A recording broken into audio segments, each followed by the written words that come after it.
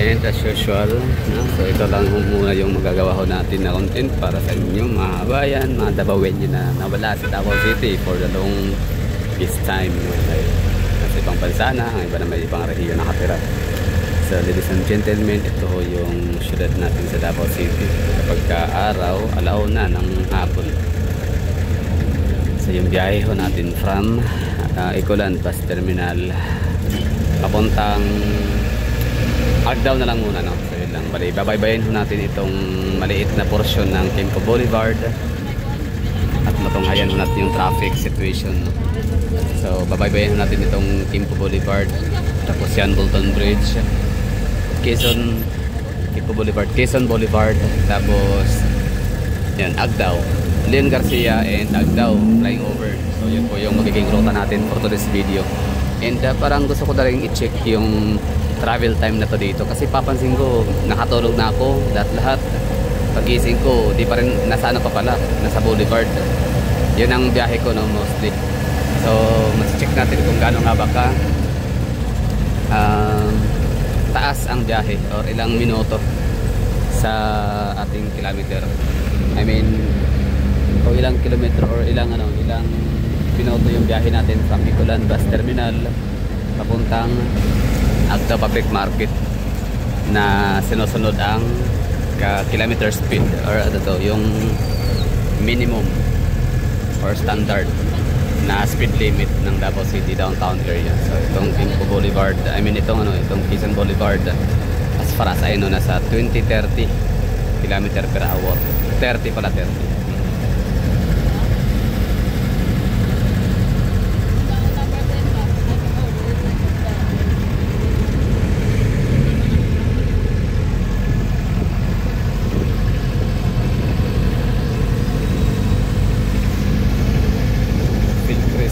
Ano ba mga landmarks meron sa Boulevard, no? Quezon Boulevard. So ito yung una, Philcris, Bolton Bridge na muna, kasama na natin Bolton Bridge, Philcris Trail or Centrale, LTO, LTO luma o bago, basta LTO, old LTO. And makikita natin Magallanes Residences, pero hindi yan siya geographically situated sa stretch of Quezon Boulevard. And of course Almendras Gym, wala pa mga gusali ng araw, hindi pa also yung wala pang Philcris, no? Wala pa yan, pero meron ng Almendras Gym. Almendras Gym ang siyang pinakagamit na trademark natin, di ba, dito sa Davao. Anong landmark pala? Di ba, landmark. Anong landmark sa Bisan ka sa Davao? Sa may Almendras malapit. And of course, Bukana, crossing Bukana. San Pedro Extension, crossing Bukana, Davao City. Basta kapag sinabing Boulevard, ano yan, downtown area, no? So kung kayo nanonood nito na hindi taga Davao, tapos meron kayong gustong puntahan sa syudad, Quezon Boulevard ang siyang pinakamalapit sa downtown area na lugar, bahayan. May mga paupahan dito, maganda rin dito. Hindi naman to squatter sa may malapit sa gilid ng kalsada. Ang medyo matatawag natin informal settlers ay yung doon sa may gilid ng ilog ng dagat, sorry, gilid ng dagat. So fair weather ho tayo ngayon dito, tsaka yung traffic hindi naman malala, tama lang dito sa natin lane, sa ating way walang traffic. Kabila pabugso-bugso kasi may intersections marami sa kabila papasok sa sa mga downtown areas. I mean, city market downtown. Although downtown na rin to dito, pero ibig sabihin sa mga establishment, mga landmarks or sa mga tourist destination or destinations, no? Kasi mga taga Davao City coming from different suburban area, rural areas, papunta yan ng Davao City para magtrabaho. So ang mga destination is yung City Hall of Davao, University of Mindanao, Siem Recto, along the highway of Siem Recto. So lahat yan mga destination na ng mga taga Davao. So itong Quezon Boulevard, ano to, tagtad ng intersection or crossing yung mga kalye, yung kalye dito na side, left side, bound, going south, kasi itong binabaybay natin is going northern part of Davao. So dito na side, wala naman tayo intersection dito kasi residential, wala mga lumalabas, mapasok ng mga 4-wheel vehicles kasi hindi nga siya main thoroughfare, bahayan na siya, babaan na siya ng mga pasahero, kaya minsan nagkakaroon din ng traffic, slow moving ang mga sasakyan dito dahil sa baba sakay ng mga pasahero.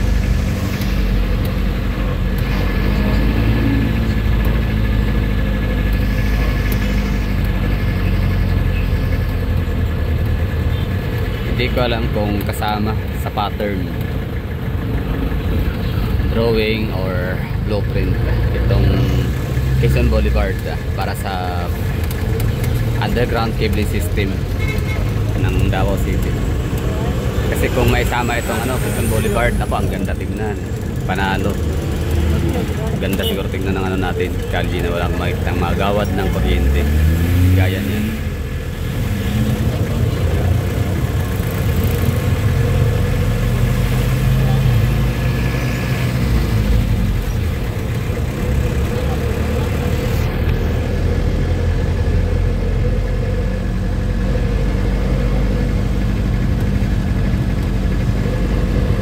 Okay, naka 7 minutes na tayo. Hindi pa tayo nakarating nasa boulevard pa rin.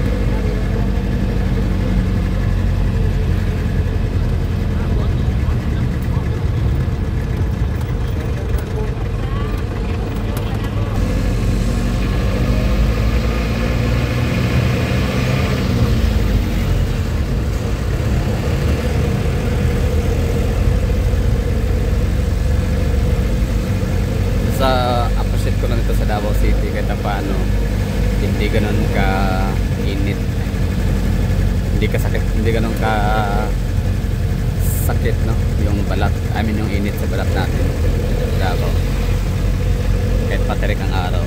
So alas 2 alauna.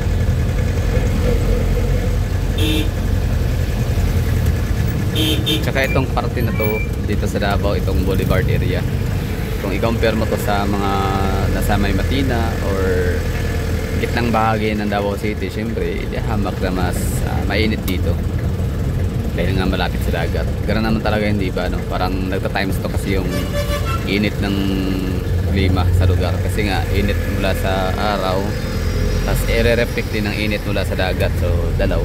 Kaya tama ba ako doon? Maaaring mali.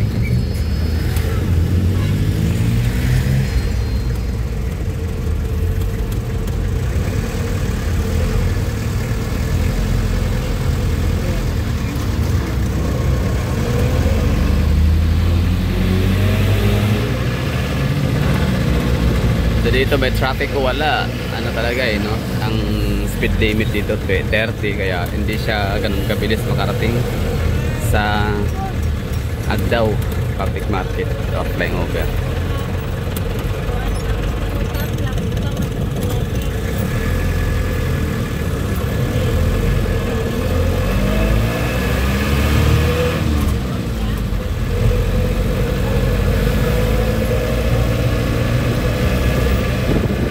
Itong Panabo City, isa to sa mawala Panabo City, Panabo na ruta ng jeep. Isa to sa mawala, papalitan ng highly urbanized, hindi pala, HP, ano ba tawag dyan? Bus system, Davao bus system. High priority, HPB is high priority bus system.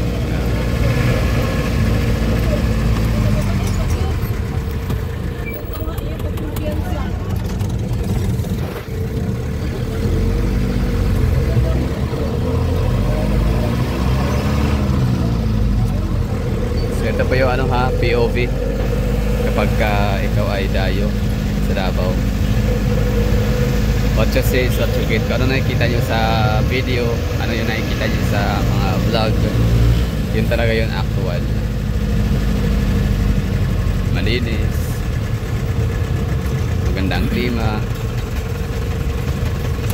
Sa iba rin ang behavior ng mga taga Davao City. Like walang pakialamanan, komportable, relax, at ease. Yun po yung ano dito. Yun po yung behavior ng mga taga Davao na ma-observe nyo talaga the moment na kayo ay magla-landing sa lugar namin.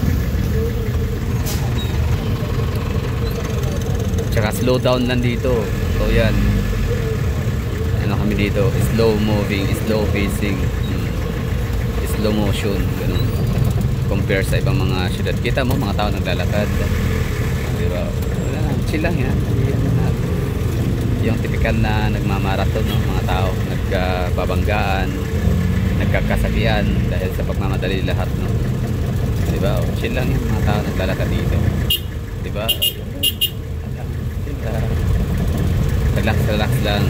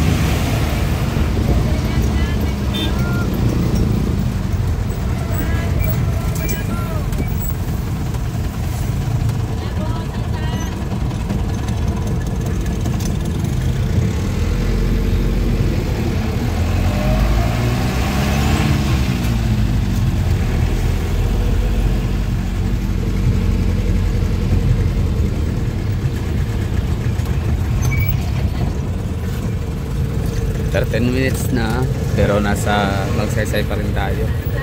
So ano sa tingin nyo? Ano ba? Mabagal? Mabilis? Tama lang.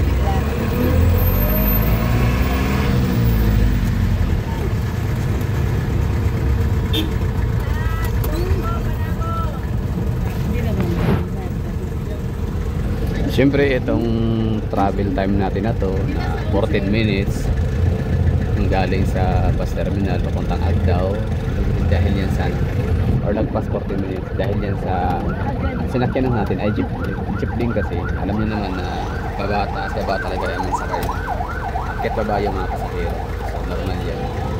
Ayaw mo na matagalan sa biyahe, pwede ka naman mag-rent ng mga rent-a-car, marami dito sa Davao.